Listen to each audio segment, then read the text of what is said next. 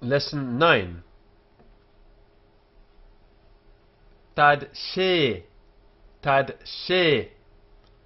She shall cause to spring forth. Tad she. T, as in tera'e, she is the feminine prefix. The shva under the daled is a syllable divider and silent. Tad she. The daled, the shin and the aleph here are the three root letters. Dasha, just as in bara and kara.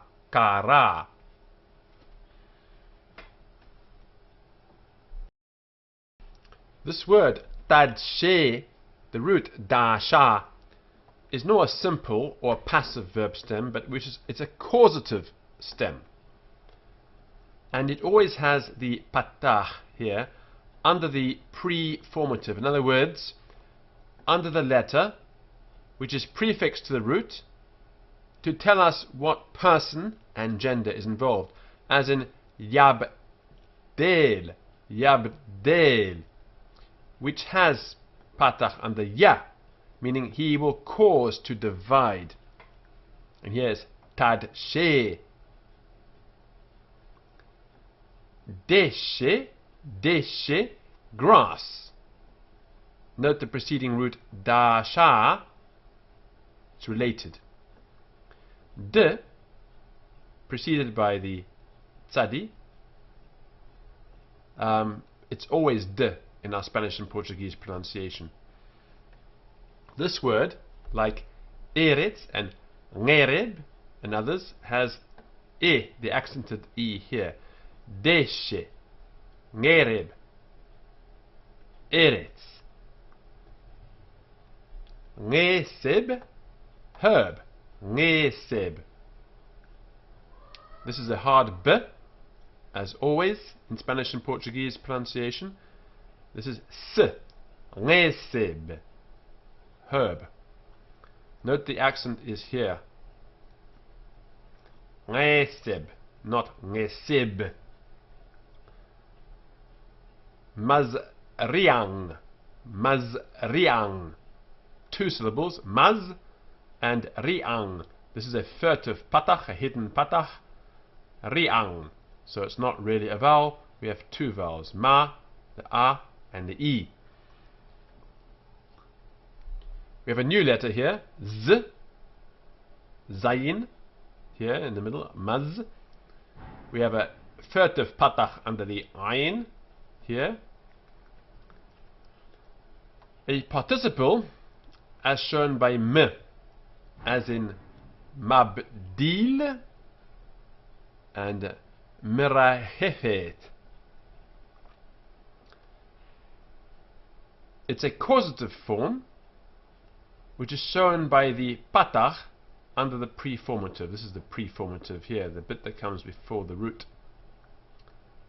So mazriang, causing to seed, just like tadshe and yabdel.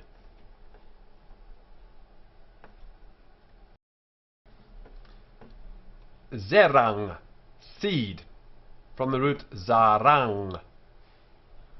This word, like eretz, ngereb, deshe, has the accented e. Zerang. Ets, or better, ngetz, tree of, ngetz. Peri, the fruit, peri. Ngose peri, making fruit. Ngose peri. The o here, it's written over the right arm of the shin. O is naturally long. The e, just like that in terae, is accent is e. Ngose peri. The point in p here is dagesh forte because it's preceded by a full vowel. So it gets joined, the two words get joined together. Ngose pri. This usually in pronunciation is seldom heard. You will very seldom hear someone actually doubling this in pronunciation. Ngose pri. But that's the way it should be if you have a full vowel before the consonant.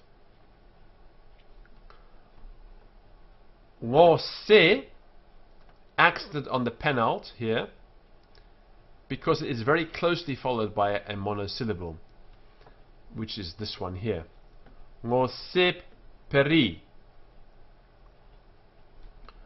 Ngose is a participle, even though it doesn't have the mem, from ngasa, he made. So it means making. Ngose. Le. So here we have a very short vowel. So this can't be a syllable by itself.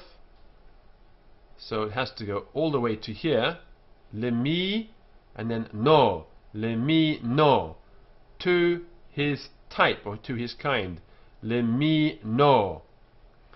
So this preposition le and the noun min and the suffix o. This is what's going on here. So to and then min and then o.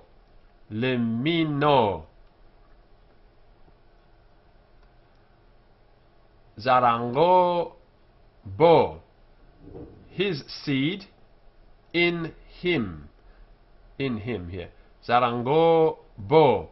In Spanish and Portuguese this is always b. Zarango bo. Note zerang. Zerang, seed, but zarango, this schwa is silent here. Zarango, his seed. Here is the bit that means his, and here's the bit that means seed. Zarango, his seed. O is a pronominal suffix stuck on the end of the word meaning his or him. Bo is made up of b, the preposition meaning in, and o, the suffix meaning him. So in him. Bo. In our pronunciation, Spanish and Portuguese, it's always b. In modern Israeli, it is vo, because there's no dagesh in the bet.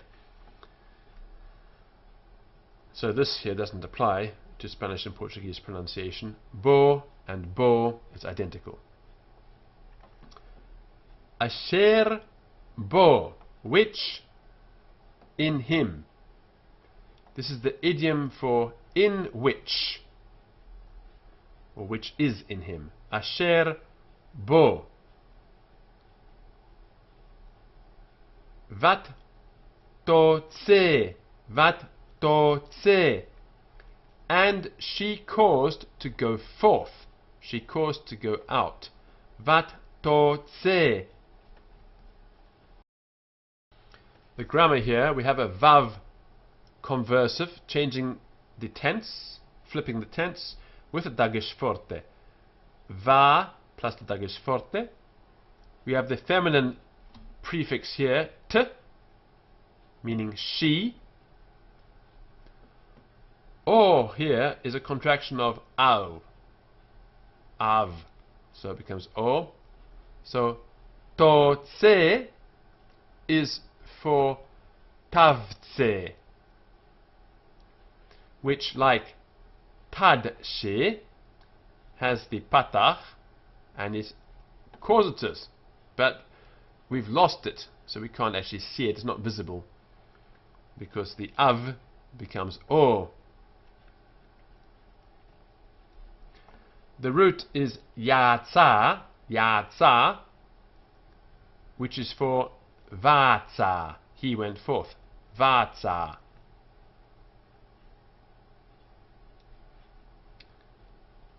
Leminehu, leminehu. Remember, this isn't a full vowel, and so here's our first full vowel. the first syllable has to stop. Lemi, then we have ne, hu. Lemi ne hu. To his kind. It's an uncontracted form with the same meaning as le mino. Here once again, lemi no. Hu is the full form of the suffix meaning his or him. And here the e can be called the connecting vowel between the central part that contains the meaning and the suffix. Leminehu. Shalishi, third. The syllable break. Shalishi, third. Shalishi, and sheni, second. Some notes all to do with causative ideas. So tad she, the t here is feminine. The patach under the t indicates a causative idea. So tad she, same again here. Me is a participle, and the patach is for causative idea. Mabdil. Here yabdil.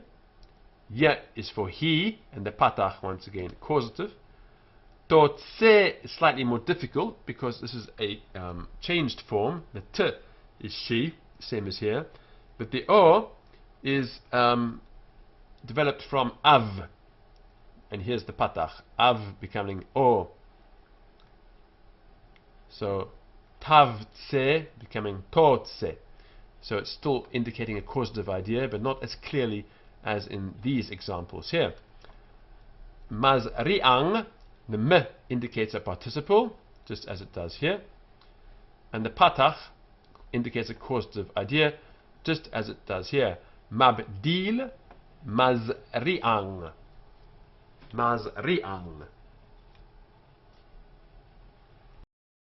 Some observations. In Hebrew we have a simple verb stem, a passive verb stem, and a causative verb stem, to cause something to happen. The characteristic of the passive stem is the letter nun, or if the nun has disappeared, a dagesh forte in the first letter of the radical that represents the nun. So the nun will have its place taken by another consonant, which will become doubled. So the first letter of the root will become doubled, and that doubling will replace one of those doublings anyway, one letter from the doubling will replace the nun that disappears. The causative stem can be recognized by the patach, which always occurs under what's called its preformative, which is going to be me, or t, or ye. Sometimes, of course, it disappears, as we saw above. The name of the simple stem is kal. The passive stem is nifal, nifngal, and the causative stem hifngil. So kal, nifngal, hifngil. The letter yud, prefix to verbal forms, means he. The letter t, prefix to verbal forms, means she. The letter m, prefix to verbal forms, indicates a participle. The same thing as ing in English at the end.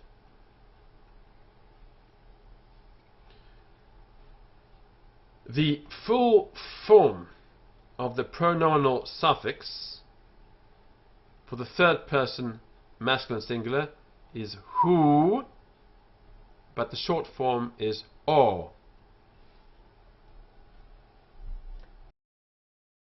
Vocabulary: deshe, grass, deshe. zerang, seed, zerang. Yatsa, he went forth, he went out. Yatsa. Mazriang, seeding, mazriang. Mean, a kind or a species, mean. Ngetz, a tree, ngetz. Ngesib, a herb, ngesib. Ngose, making, ngose. Peri, fruit, peri. Shilishi, third, shilishi. Tadshe, tadshe. Totse, totse. Two causative forms.